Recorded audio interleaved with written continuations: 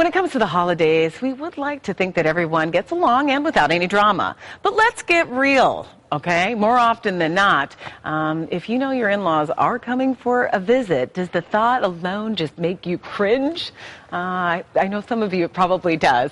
Well, joining us is Lea Haben, who is a relationship expert, and you've got some advice to give people if they have their in-laws coming into town, and especially when it comes to the wife and the mother-in-law. It's often a strained relationship. Very stressful time of the year for a lot of women. Yeah, I can both for the mother-in-law and the daughter-in-law. Mm-hmm. Well, first of all, thanks for joining us. So what are some ways that we can make the holiday season drama-free? Well, one of the biggest problems that I see is women tend to put their husband in the middle of it. Mm-hmm. And it's a terrible thing to do. It's okay to communicate your concerns with your spouse, but don't make him pick sides. Right. It's not fair. And what you need to do is express your concerns and just, you know what, put your differences aside for a couple of days. Right. Okay, well, let's get back to the whole thing about, putting your husband in the middle of the thing.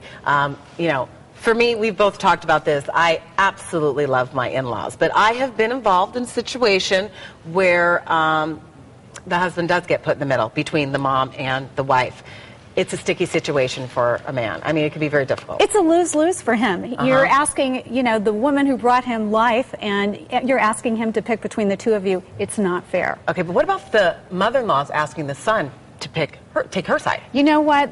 The poor guy just has to say, I'm neutral. I am sticking in the middle. I love you both, and just stick your ground. Okay, so have this conversation. Absolutely.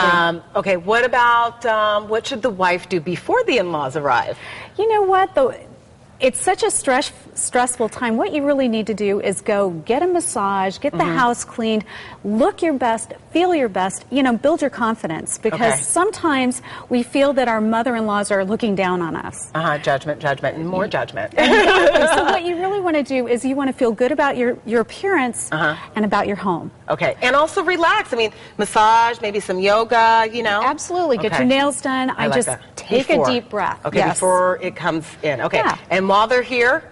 While they're here, what you want to do is bone up on your etiquette. Our in-laws come from a different era, so table settings, just go the extra mile.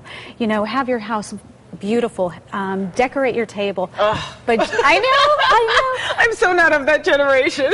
Well, it's once a year. Right, exactly. Put your once a year. Okay, put your difference in that. Okay, what about length of visit? How long do you think the in-laws should be staying for a visit? Because sometimes, people come for a visit, it starts Thanksgiving Day, and they don't leave till after the New Year. You have to have a you have to have a cutoff date. Okay.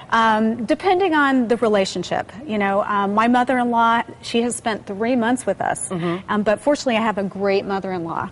If she's listening. Right. Yes. But she's really fabulous. Right. So, she loves you. Yes, I do. But, if there's a lot of turmoil in the relationship, you want to make it short. Okay.